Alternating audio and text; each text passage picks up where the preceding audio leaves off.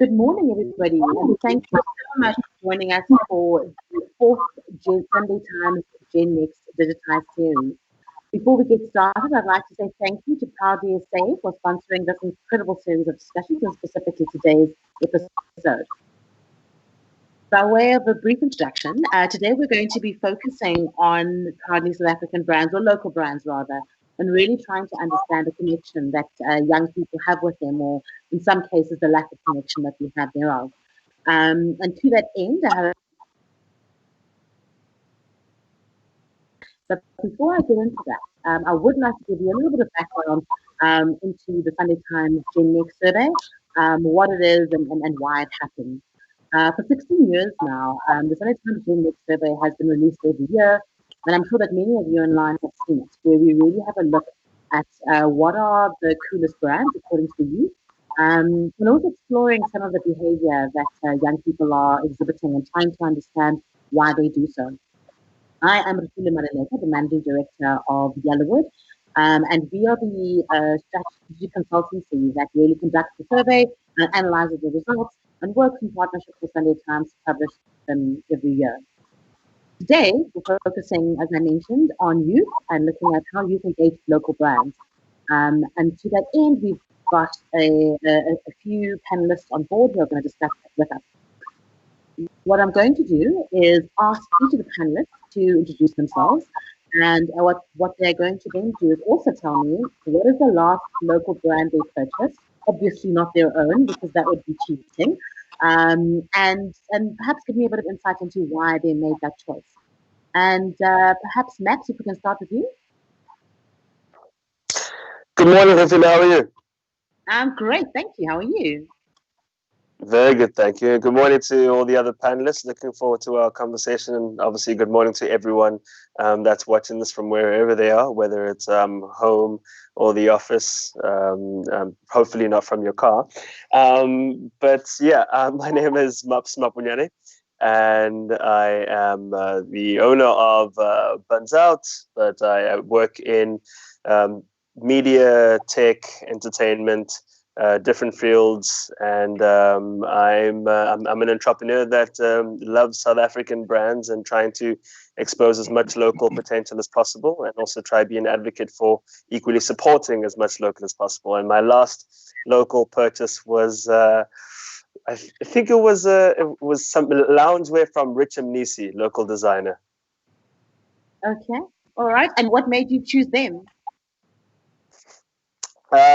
Richard Nisi, he's a great local fashion designer, and I think I kind of get to have a little bit of a say on what I think might be something that people should look out for as far as fashion goes sometimes. And when I get the opportunity, I want to always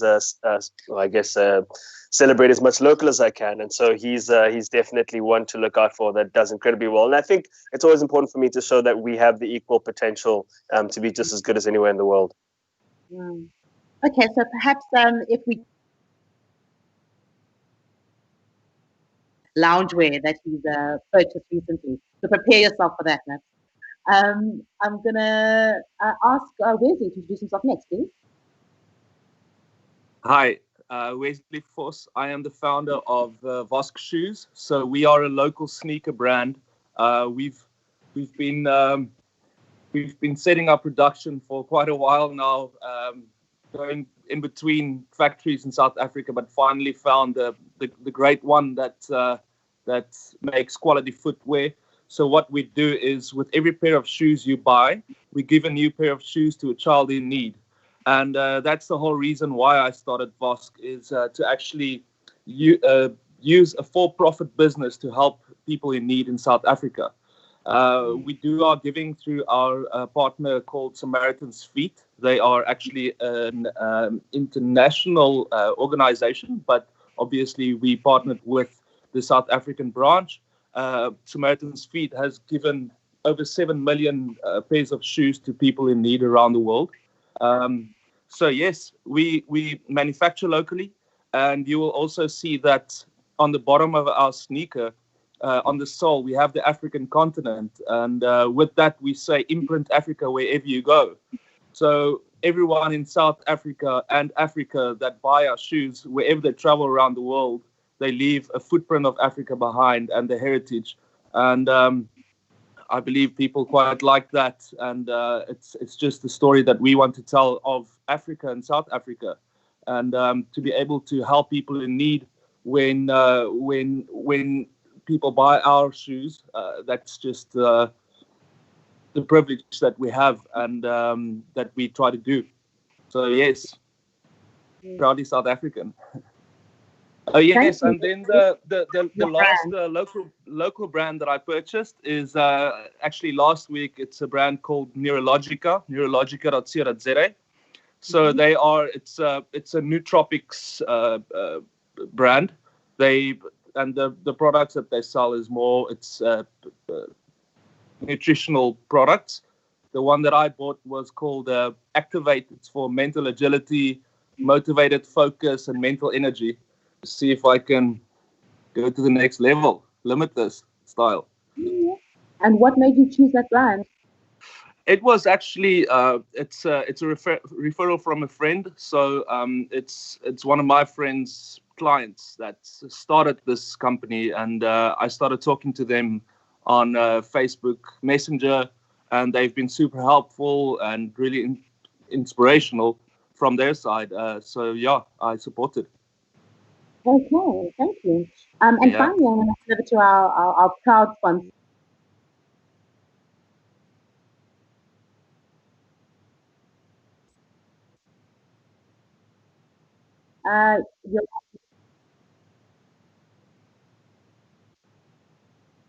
Sorry, I was on mute. So I'm Siabonga Zungu, brand manager for Proudly South African. So essentially my job is the task of getting people to support local, buy local, and enjoy like local brands, know what local brands are, where they can find them, and just get people excited about buying South African made products. And also how we see our brands and our products, just changing people's mindsets so that they get to enjoy these local brands. That's basically what I do and who I am. And what was the last local brand you purchased? I did a bit of grocery shopping, so I got a couple of local brands, actually quite a lot. So I bought some coffee. But the interesting one that I did buy was Cita's Brews coffee, because I generally enjoy a bit of coffee in the morning, and I enjoy the aroma of coffee in the morning. Something about it that stimulates me in the morning. So I think it's a cool brand. It's exciting, young brand, and I thought maybe that kind of purchase. And secondly, something else that I bought in that shopping spree, since it was payday a couple of days ago, was I got myself a Makosa face mask as well. Okay. Pretty good. All right, fantastic, thank you. So we were going to have a fourth panelist today, who's Portia Ngomazulu, and she has a skincare line called Portia M Skin Solutions. Unfortunately, Ecommerce is trying to stand in the way of her greatness, so she's not actually able to join us at the moment. We are hopeful that I will come back on and that she'll be able to join us, but she sends her sincere apologies for not joining us at the moment. So to that end, I would like to get started. And in fact, Siabonga, I'm going to start with you. As someone who works with a wide variety of South African brands, what is your sense of how people generally, particularly you, perceive local brands? And I'd really like you to focus your answer on what was that before the lockdown, and any changes that you've seen since then. Okay, cool. With regards to local brands, it's actually very vast in its understanding that I think it's what has happened in the spectrum of brands and South African brands is that people clam everything together, so they mix like a consumable goods as with a luxury item, and they kind of say these are all South African brands, and yes they are, but in their nature they're all different and they received differently. So there's some that get good patriotism from South Africans when they purchase them, and there's some people don't even know that they're South African brands. So what we've seen is that there is a good uptake of South African brands, especially since post lockdown, is that more South Africans are seeing the importance of supporting locally because of job creation, the job creation element, but also because I think there's a better understanding and a better rollout of seeing what local brands can do, what are they doing, and the more access to them. I think more people are more you see the youth are using their technology, their phones, their computers, getting more access to internet. So there's access to this information that these brands are local, these brands are made in South Africa, but also good quality brands. And then I think what we're starting to see is that international markets also receiving South African products very well. And that also kind of in some light motivates consumers to start seeing that actually it's not just shame, I'm buying South African, but many people are seeing the value in South African products. But specifically to COVID, there is a bigger drive to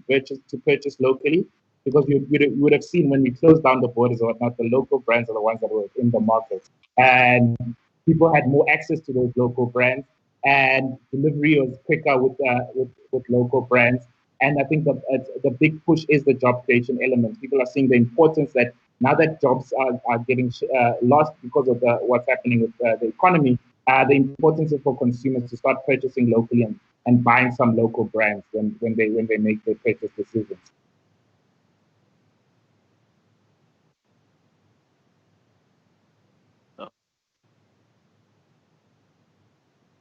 My apologies. Can you hear me now? Yeah.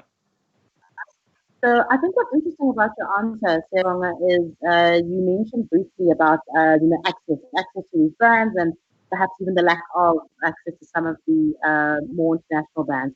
And I'd like to go over to Wesley and really ask, while the vast majority of South Africans still shop in physical retail, and that again is an access thing, lockdown has accelerated the growth of online retail platforms. How has this affected the choices that your customers are currently making? Yeah, well, if there's anything good that came from this whole COVID-19 situation, is that I believe it shot the local e-commerce market probably 3 years forward.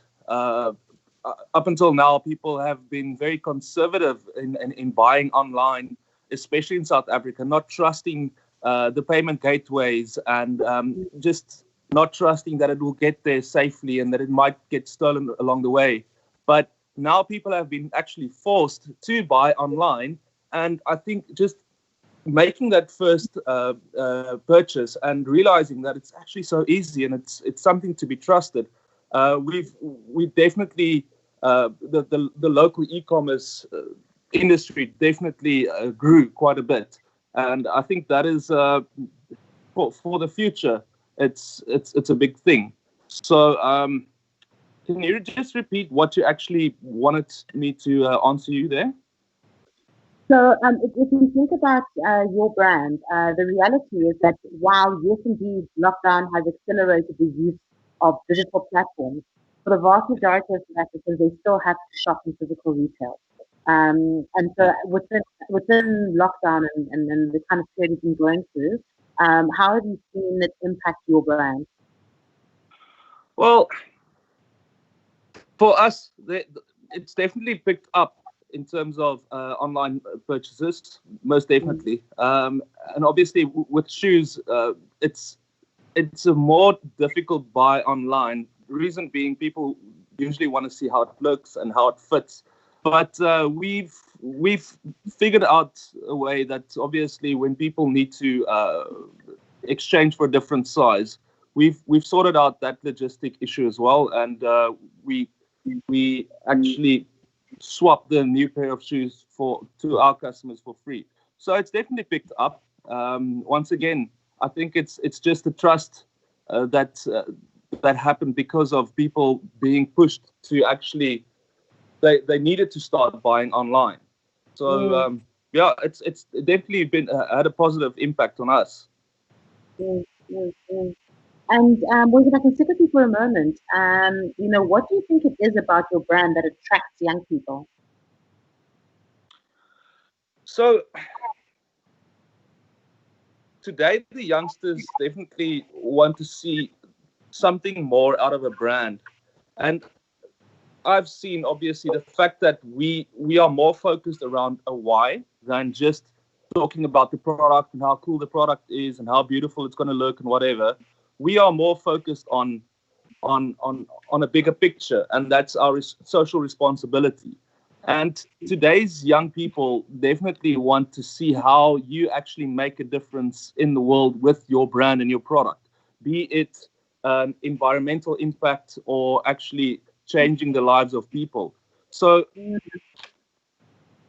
the fact that when you buy our shoes and then afterwards we give a new pair of shoes to a child in need, that's where our fan base really support us.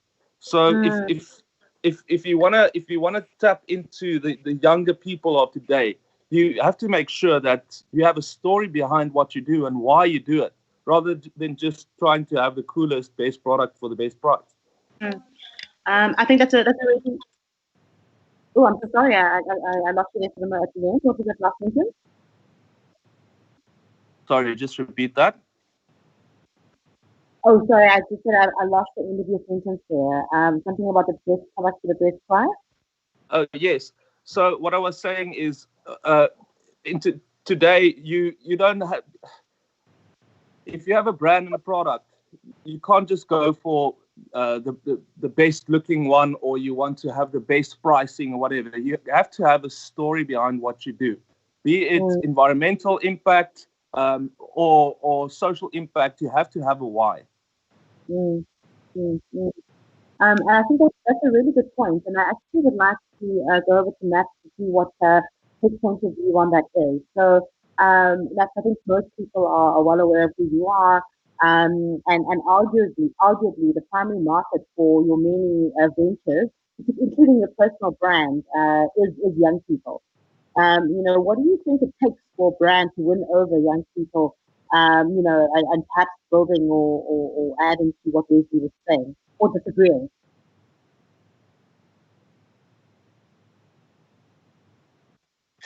I think it's a number of things. I think firstly, more than anything, it takes very clear authenticity to oneself. Finding kind of your not necessarily your niche, but what you know that you can be an authority on, or what you know that you will be distinguishing yourself from when it comes to the rest of the crowd, whatever it is that your business might be, or whatever it is you're trying to brand, be it yourself or be it a certain product. What makes you really stand out? What distinguishes you from anything else? And I think what Wesley had mentioned as well, having that story is quite important. And I think a lot of the time the story doesn't have to be something that is, it never has to be something that's made up. When it's your why. What's the purpose of what you're doing? What are you trying to change? Can we see what you're about? Are you making me feel better about myself if I support you? Are you making me feel like I can appreciate who I am if I support and back what you're doing, or support your products? Do I feel like I'm actually contributing both to for those who are conscious of supporting local business, am I contributing both to local business? Am I contributing to the to my own self benefit somehow, my own knowledge? Or are you just kind of just there trying to be like everything else and like everyone else? And so I think having that kind of distinguishing story that doesn't necessarily all the time need words or an actual story can make a really, really big difference, and it's quite important over anything else. I think that's what I've really, for lack of a better way of saying it, to be honest, and I might come under a little bit of fire for this, but I think that's what I've kind of enjoyed about what's come with COVID-19 and the period that we're in right now. It's been that cleansing period of who are you really? What are you really about? Are you still this person when times are tough? Is your product still kind of consistent with who you are and what you guys are about? Do you stand for something? What are you doing during this time to actually be it uplift people or be better or improvise or adapt or whatever it might be that is actually quite meaningful and captures my attention, but is still true to who you are? if you look at social media in a personal branding perspective, it's that thing where it will expose you if, oh, geez, now we know you're actually not this person. But that's another thing altogether. So I think for me, it's always just important to be as real as possible about, who I am, or what my brands are, or what my product is, or what my businesses are, and what we're about and what we're going through. So if times are tough, then speaking about how we're trying to go work through these times.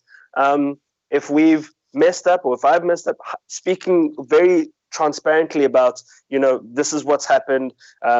We apologize, or I apologize. This will be better. This will be better. And actually being able to put yourself accountable to that and show along the way how you are planning to improve that, or what the progress has been like on whatever the issue might be. And I think that makes a big difference. And I think people appreciate that in quite a big way. And I think the youth, when you keep them in mind as well, is quite important, because especially, when you're on a continent that is representative of 60% of the world's youth, it's always important to realize that is the future that you should focus on. As much as it's important to think about the generations that have come before us and consider them, the youth is really where you want to focus on for longevity of where Africa is going, and Africa not just being the future, but Africa being the now. And I think when you can work that into whatever you're doing, then people will definitely consider you a whole lot more and want to possibly be that little bit more loyal to what it is you're offering. Mm.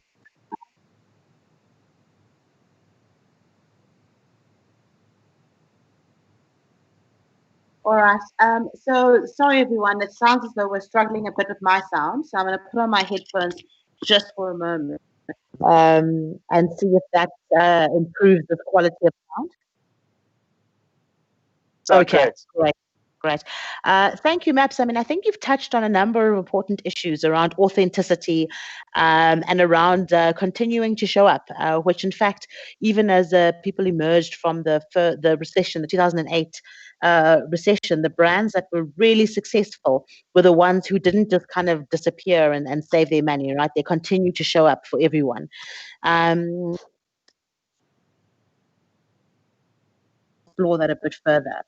What do you think are some of the barriers that exist to youth purchasing or preferring local brands? Was that directed back at me? Sorry, we just lost you for a second. Oh no, I'm sorry. It was directed at Siyabonga.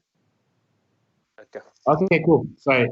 So what are the barriers of purchasing locally? Yeah. Question. Yes.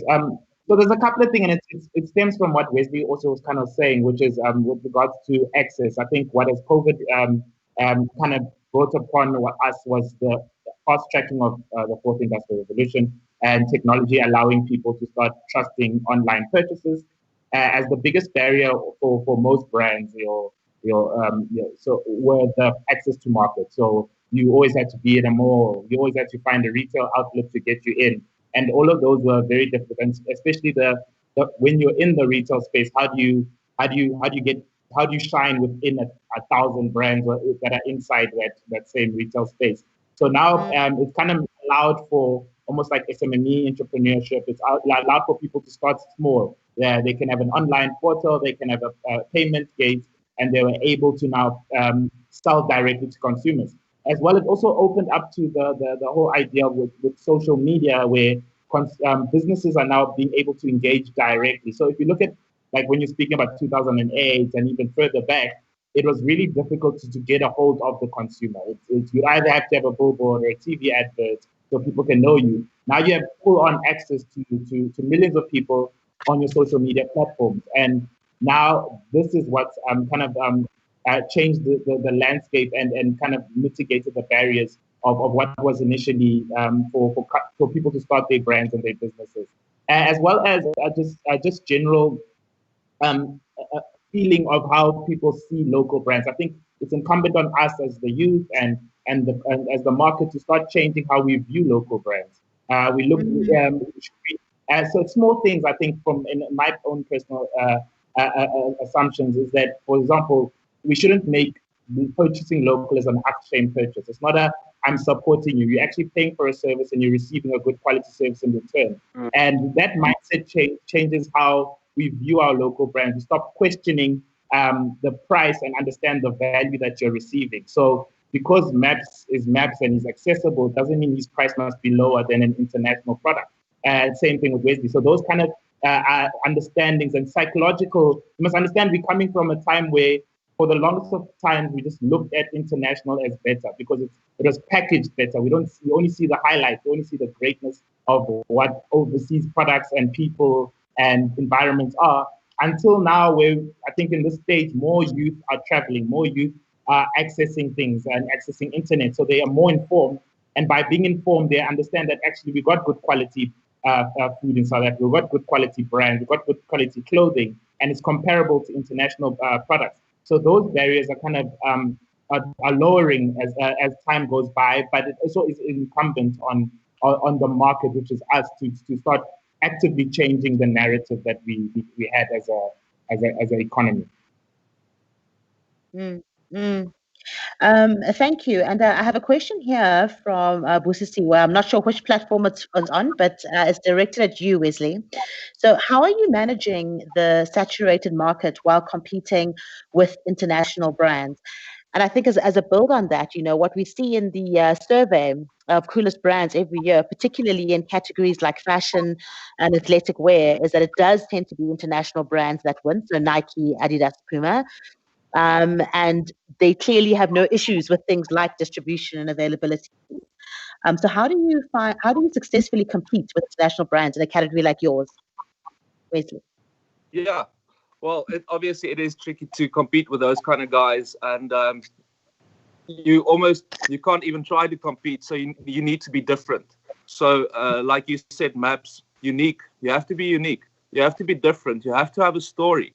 If you are just gonna put a great looking shoe out there, it's not gonna work. Especially when you put it next to guys like Nike and Adidas and whatever. They've got the best factories around the world, but they do it in countries that's not ours. So once again, we said we're going to make it locally because we want to create local jobs. So firstly, made in South Africa, proudly South African. We added a story to it, and that's the why. That the first reason I actually started the brand is we help people when you buy our shoes. That's a great story. And thirdly, we actually we on the product itself we put a differentiator, a product differentiator. What we did there is we put the African continent on the bottom of our shoe, so that when people walk, they actually imprint the African continent. And so I don't think you need to see it in the eyes of competing, but rather setting yourself apart. And once you start doing that, again, value. Value is what you need to show people. With our packaging, we actually, on the bottom of the packaging, we show people how the sole looks. When you open the shoe box and you see the wax paper that the shoes are put in, we say, point number one, with every pair purchase, we give a pair of shoes to a child in need. Point number two, made locally. Point number three, this packaging that you're using is biodegradable. Awesome. So you need to set yourself apart and you need to be unique. So try not to see it in the eyes of competing, but rather, how can I set myself apart? Yeah. And what I love about that answer is that in addition to having a why, it's real authenticity is making sure that it lives throughout your value chain, which is what you're talking about now, which is really powerful, Wes. Thank you. So I have another question from online. This is from Aleta Malloy, and it's directed at Maps. And it's so fun. I'm going to read it exactly as it's been written. So with gathering so Maps, how do you plan to kind of still maintain a profitable business? And she's talking about buns as you reopen. And what is your why other than the lovely personal burger deliveries? How do we plan to keep it going? I'm guessing. How do we plan to reopen it? Correct, as well as what is your why as a business? Okay. So firstly, getting through this period is kind of very vital to us really properly reopening. We managed a couple weeks ago, thankfully, to start doing deliveries.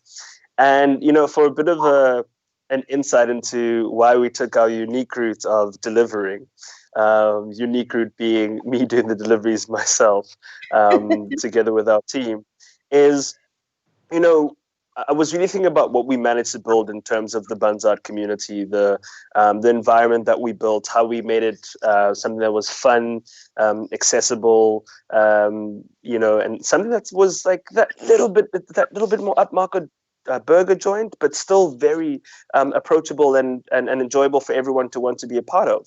And then it also ended up being this very popular spot that you never knew who you might bump into.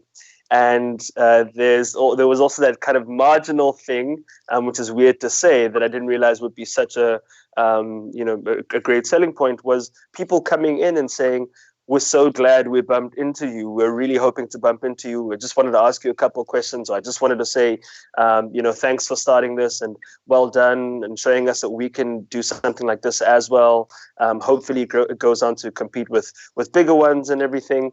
And, with that in mind, I thought, well, then with everything happening right now with the pandemic, how do you still keep that alive? And so we always want to try prioritize, of course, great quality food more than anything else, great service, and then an experience. And so the food taken care of is what we still want to keep to the highest quality and produce the best quality burgers and food that we can. The service, as soon as you order, want to make sure that we prepare it with care, package it really nicely, and then get it to you as fast as possible.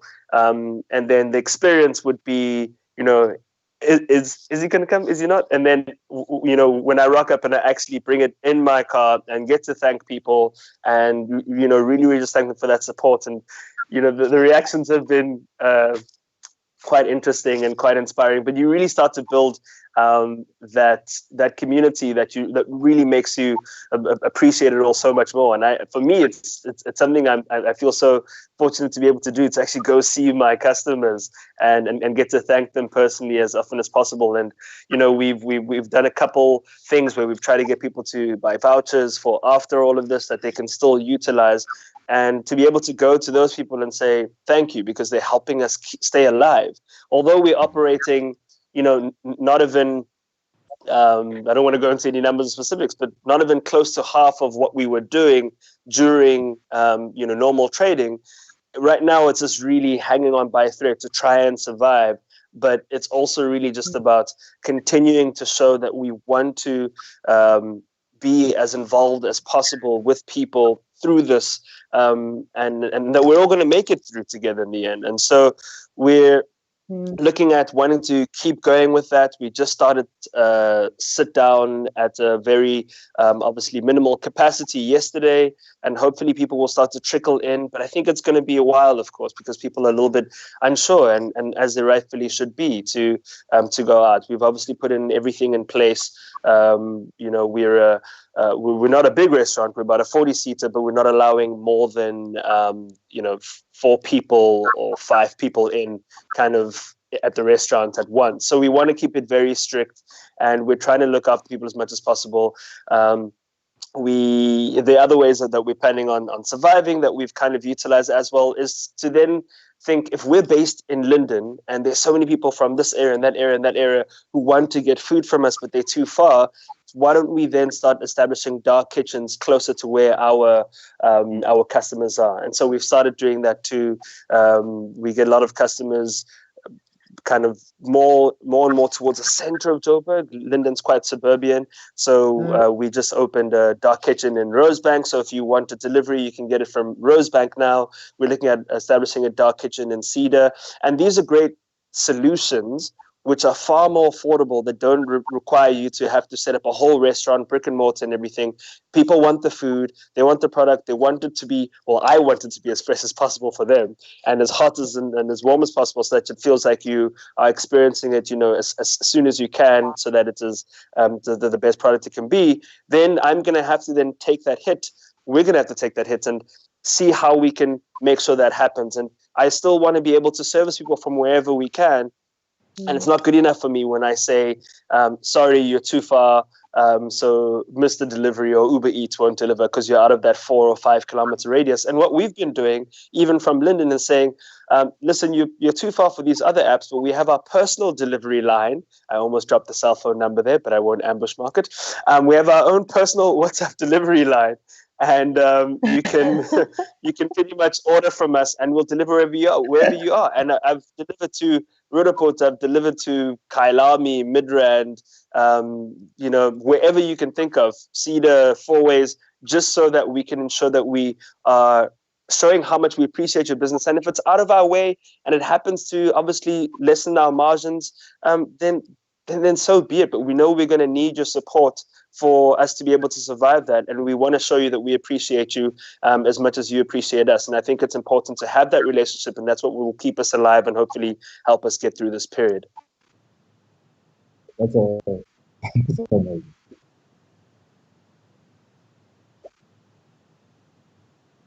Yes. Great. And thank you. And the next question I have here is actually directed at Sia. Sia, so when is the right time to start branding and advertising for a newly established company?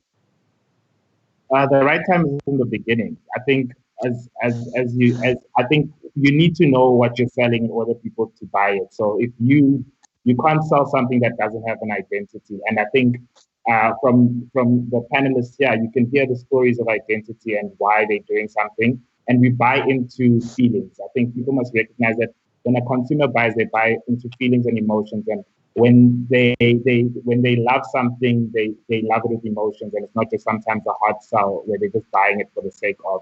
And I think when you start your business, you need to make sure that from the beginning you know why you're doing it, what made you start. And I think what Mav's point is very interesting, and it's a very poignant point where if you don't know why you're doing it, people don't know why they would purchase it, basically. So there's a great importance of establishing why you're doing it. And COVID is also has brought that into realization, because when tough times are happening, if you don't know what you're doing, you're going to get lost in the turmoil.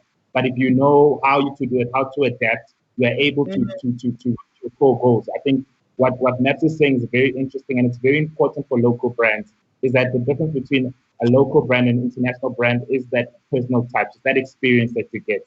There's no other restaurant that will give you Maps. So Maps can do Maps the best way he can. And so it needs to be very important from a company perspective from the beginning, is that when I establish my brand, why do I establish it? Who am I establishing it for? Because when you answer those kind of questions, when you know who your consumers are, you are able to design something that's uniquely them. And no one can be more South African than yourself.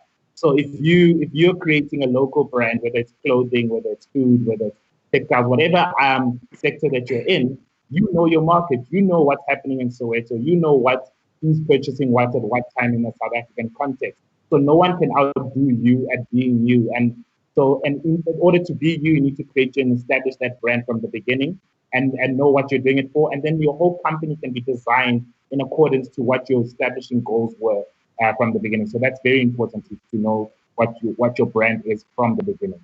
As like one of your inception documents needs to be what brand am I? Yeah.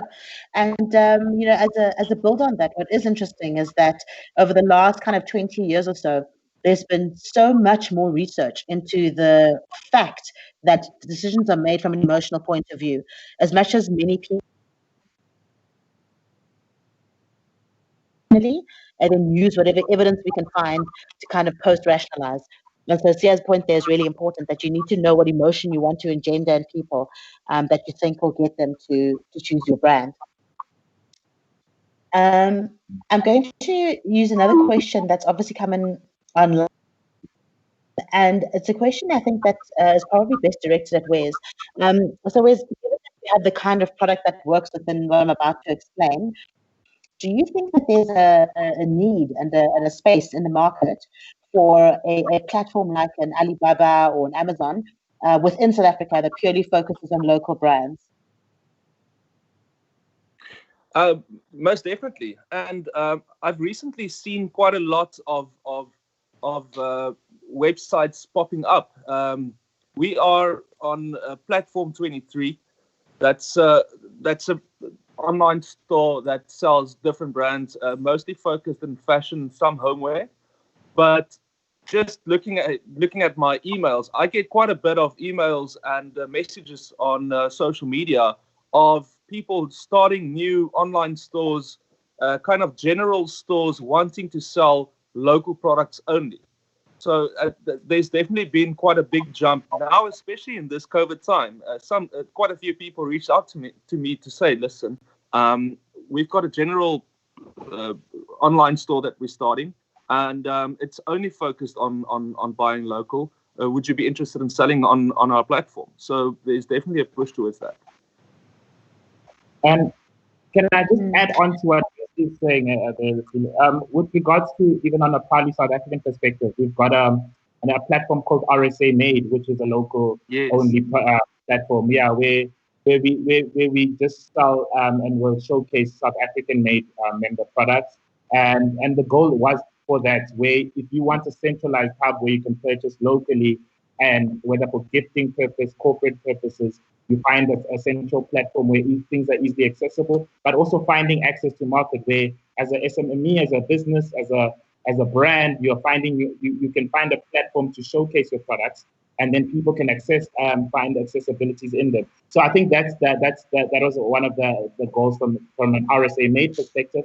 And it was very important for us to find a platform for people to say, okay, I want to, because that was the big question that most consumers and most businesses were saying. I want to buy locally, but I don't know where to buy, how to buy. Sometimes when you're wandering around an online platform, you're able to say, oh, I actually need socks, and here's a sock company. I actually need food, and here's a manufacturer of coffee or so forth. So finding a centralized hub where you could browse and spend hours looking for random stuff that are made locally so that you can also buy locally. And it's also easy and convenient for you as a consumer to purchase locally.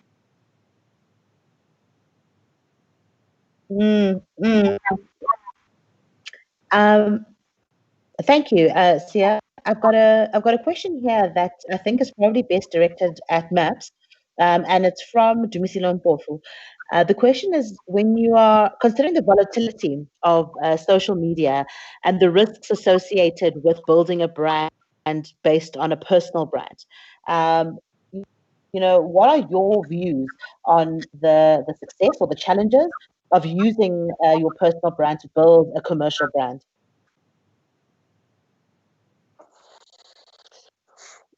I think it's not so much challenges. I think the issue more than anything else is how consistent can you be as a personal brand.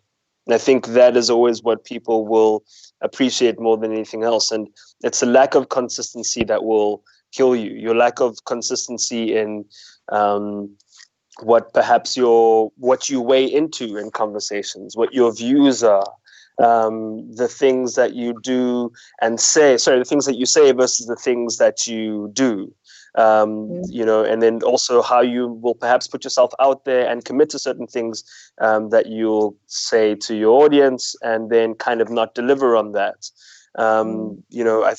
Those kinds of things I think are a lot of the things that are looked over or overlooked by people who want to try and build something. If you're going to want to build that, you want to establish your voice. You want to establish, once again, that kind of authority on something. Be consistent with that. Know that you're reliable on that. Also have a lot of your personality come out. Don't try and be something else. I think your personality is quite important for us to be able to have your voice. So if your personality is always shown on social media and I see or read something, I need to know that's definitely Sia or that's Wes. It almost needs to sound like it's your voice at all times. And it's very clear when it's not someone's voice or it's not someone's opinion or it's not someone's thought or whatever it is. And as soon as someone is doing that, that immediately says that you aren't consistent with who your brand is or what it is that you're trying to do. And you kind of just jump on whatever bandwagon it is that's out there that is trending. So I think for me, that consistency also allows you to possibly be what is trending, as in be on the trending side and not be chasing after the trends. It's like because you always have this way of dealing with certain things, or putting yourself out there about certain things, or starting things that are unusual that people wouldn't usually go for, those will always possibly, I think, will always kind of bode well, far better than jumping onto what everyone else is doing. So I think in terms of building up that authority, in terms of building up what people go to something for, it's really important to have that consistency. And I think that's what a lot of the time people get wrong, and they want to find all the shortcuts to building whatever it is up. But I find that if you're consistent with that, you end up building so much loyalty, almost equitable loyalty in a sense, because if you are just going for the drama and everything, sure, you'll pack the numbers, but those people don't necessarily believe in whatever it is that you're doing. And you see it time and time again when people have got massive numbers and then they start something or they sell something, but people are like, I'm not about that life, but I'm here for the drama that you're bringing, because I need to be in the know with the next kind of scandal or thing that's happened. But if someone's got, I've seen it time and time again, where someone's got about 5,000 followers versus someone who's got 50,000 followers, and perhaps there's some kind of competition to get something, or there's votes for this, and that person with 5,000 will win because they're if they're the ones who are always authentic and quite quality driven and have focused on that niche market and they've built it authentically, versus the 50,000 who kind of perhaps might have been that voice that kind of went off hype and whatever the noise was at that time, always tried to be that spanner in the works that got people worked up in some kind of way and brought the drama, but doesn't necessarily mean that we believe in whatever it is that you do or stand for. I hope that makes sense. It absolutely does, and it's consistent with what you've been saying throughout the discussion, right? About authenticity and if you're really authentic, then you will be consistent because you will show up in the same way all the time. So it does make perfect sense. And it's actually a question I've got for all of the panelists, and perhaps we'll start with Wes and then move on to the others. Building on Maps's point, what's your sense on brands that are global but really do make every effort to show up as local? And the example that I have in mind, I don't know if many of you have seen it, but there's a recent ad for VW where they talk about stores and shops reopening and that we need to kind of support local brands. And they position themselves as a local brand because the product is made locally. And so, again, the argument is, by purchasing them, you are indeed supporting local. What's your sense on brands that do that, Wes? Well, as long as it's truthful, and when they say you're supporting local, they need to be able to show that when supporting local, are they creating local jobs? What is their actual input? Because it's easy to say something, but you have to back it.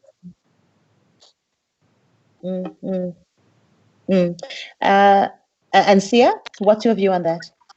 I think it's very important. I think that's also one of the pillars that, as people would have noticed, that in terms of Proudly South African, Nestle is a Proudly South African member, for example.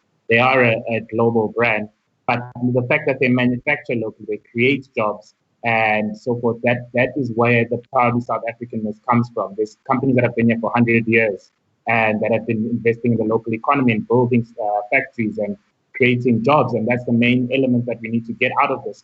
So it is very important that when we get these international brands, as we live in a global space, and they come into South Africa, that we almost convince them and they convince themselves the importance of being local. And by being local, not just as what Wesley was alluding to, is that it's not just saying, we local and leave it at that. We're talking about be local as VW, but purchase your tables and chairs locally. Purchase when you're catering, go speak to Maps and try maybe get him, purchase food from him. Go buy stationery, all those kind of stuff that you can not only in your manufacturing of the main component, which is in this regard will be a car, but also in your spin-off industries and things that are happening around your business. How can you make that local? How can you go as a big company and one of these big multinational companies? How can you make your artwork South African? If you're a hotel chain, how can you when you walk into that room, you feel like you're in a South African hotel. It doesn't feel European. It's got a South African styled mat. It's got artwork that is South African. How can they support these industries? And that will make them more proudly South African than just saying we want us to buy or our products. But they need to live and breathe the idea of being local in every sense of the manner. And in so doing, then they become a very valuable part of the economy and in the South African context. Yeah, I'd have to definitely agree with everything that Sia and Wes have said. It's honestly hard to look at it any other Maps, way. do you have anything you'd like to add on to that? Sorry, I think we have a big delay. I'd already started my point there. I don't know how much was caught, but I was just saying that I'd have to definitely agree with Wes and Sia on that.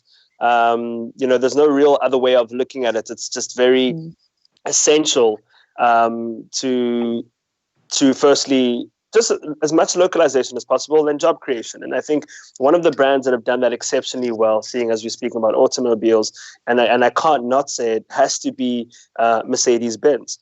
People do not know that most C-classes in the world are produced in East London, where Mercedes-Benz have committed to having their plants there and having us as South Africans be the ones who make the Mercedes-Benz vehicles.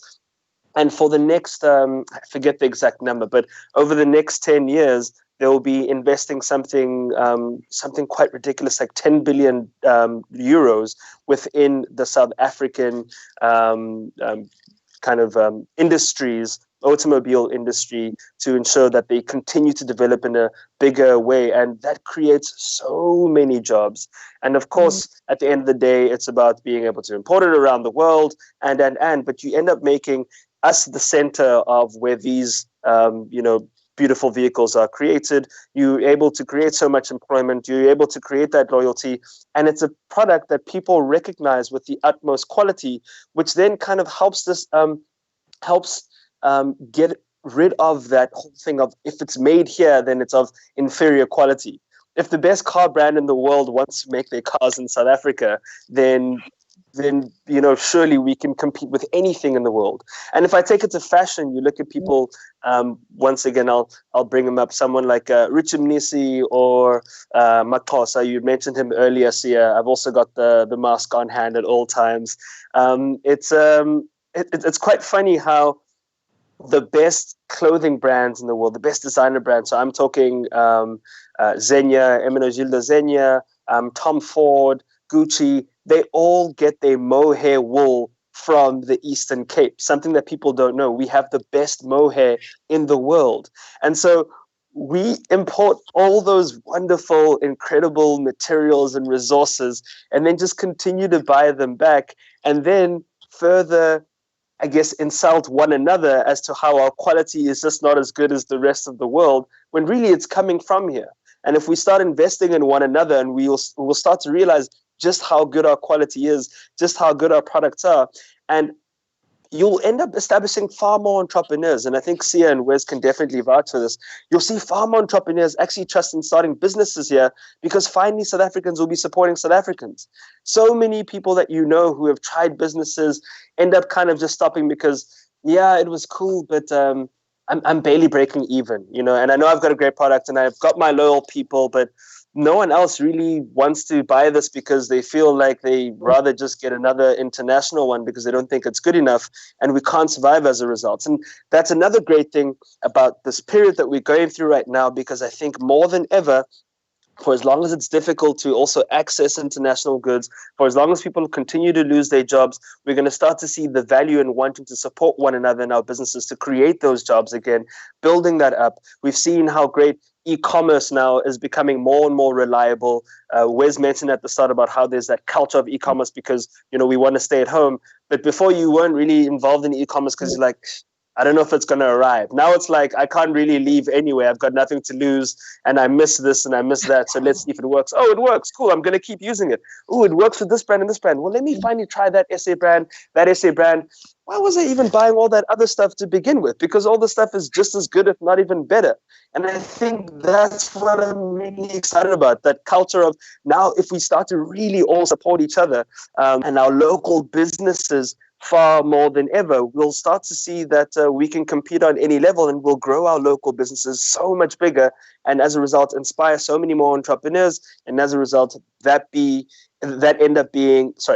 end up being the biggest, most wonderful solution to a big African problem of unemployment and distrust and the supposed lack of quality. And now they will all be relieved because people will finally be willing to take that leap and take that risk and then realize that risk is good enough. And I think slowly we're starting to see people boast about owning certain South African brands just as much as international brands. And I think if we can start to build that up, where we're having a conversation and it's like, "Ooh, I've got a Maxhosa mask," then it's like, "Oh, damn, I need to get one too." And then you meet international people and they're like, "Where did you get that mask? Where did you get this? Where did you get that?"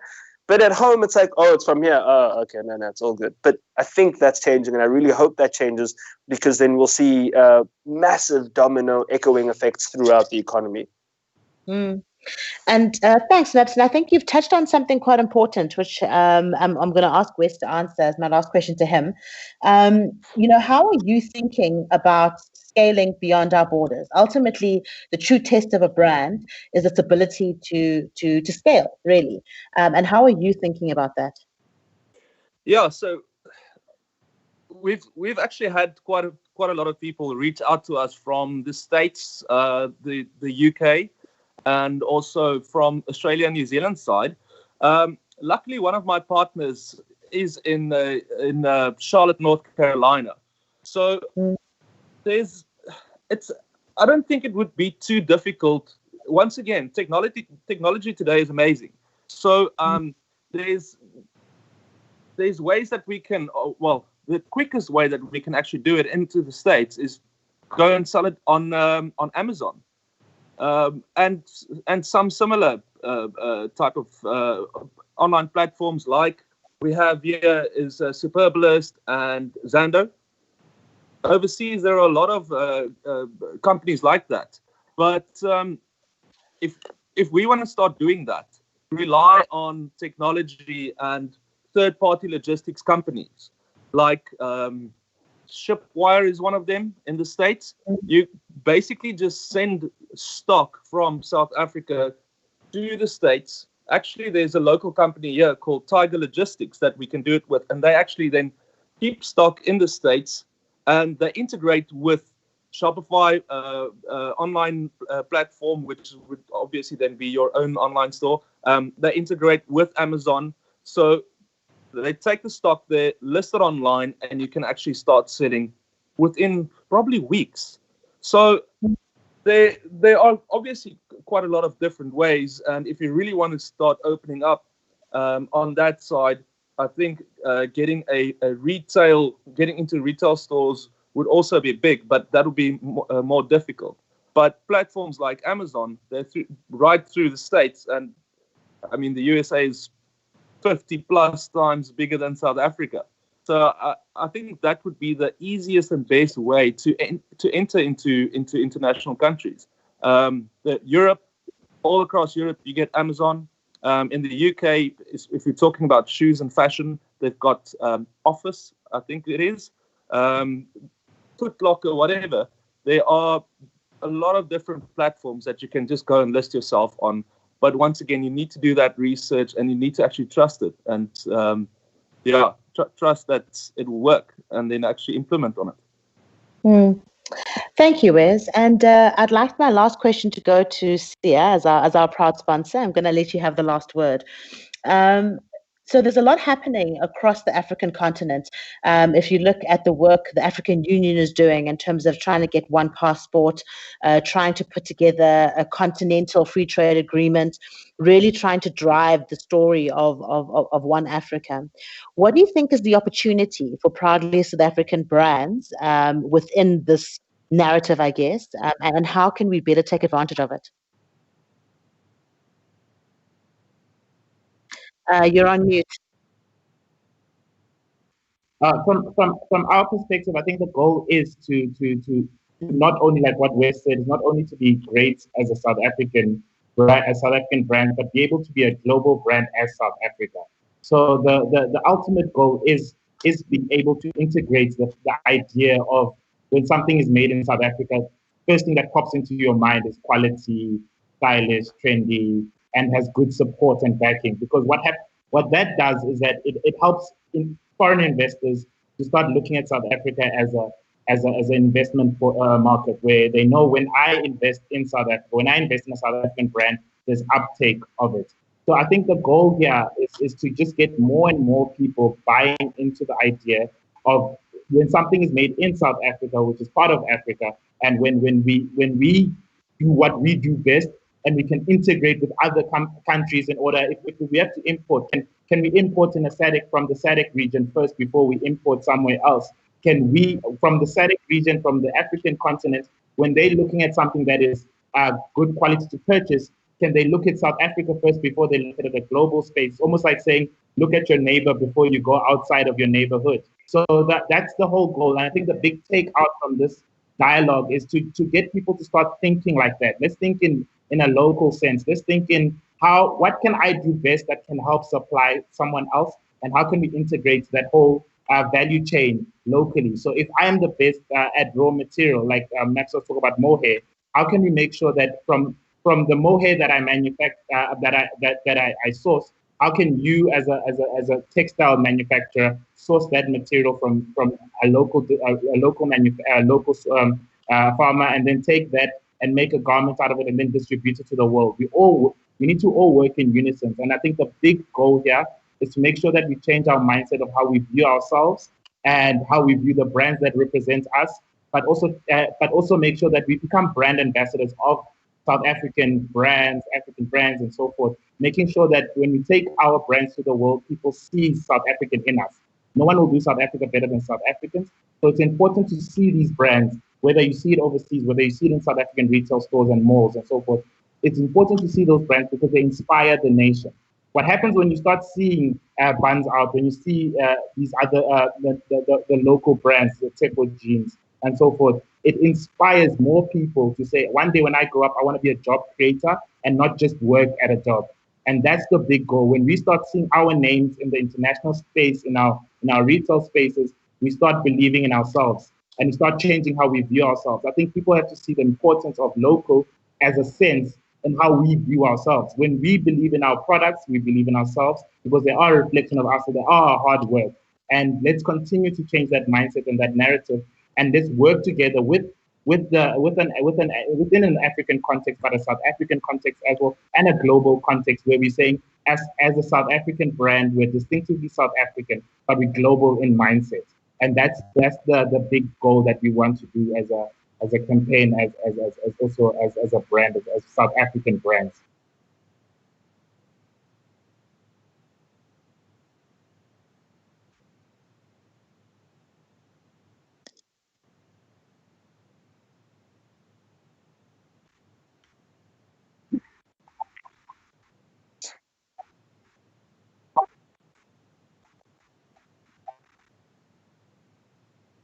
Okay. Yeah, so thank you to everybody. I think we just lost the filler. So I got the honors of closing. Thank you, Maps. Thank you, Wesley, for attending. I think we love hearing your stories and we love hearing more about your brands. And I just hope from this engagement, we get more people, Wesley, supporting your shoe brand and your clothing brand. We get more people going to Buns Out, purchasing. Maps, I'll order as well. Hopefully you'll pop up and deliver some, you know. So, but I wish you good luck in your brands and telling the South African story. And I just wish going forward we continue being brand ambassadors of supporting local in whatever little way we can. And whether it's for you, Wesley, when you open your retail store, making sure you support another local store infrastructure company, swing tags, anything that you need that you think can be sourced in South Africa, maybe making sure that you live that South African, not just saying I'm a South African brand, but you live it through and through. Maps in whatever way you need equipment and stuff that you can purchase locally. You use that your platform to continue pushing that local message, continue purchasing local. And I think in terms of a wider consumer base, the importance of how we as consumers can purchase locally, but also be brand ambassadors of supporting local brands and local companies. And let's take time to look at that Proudly SA. I think I've got it here. Let's look at this Proudly SA logo. If you see it on a product, purchase it, support local, and let's build the economy. Thank you for joining us today. Thank you, guys.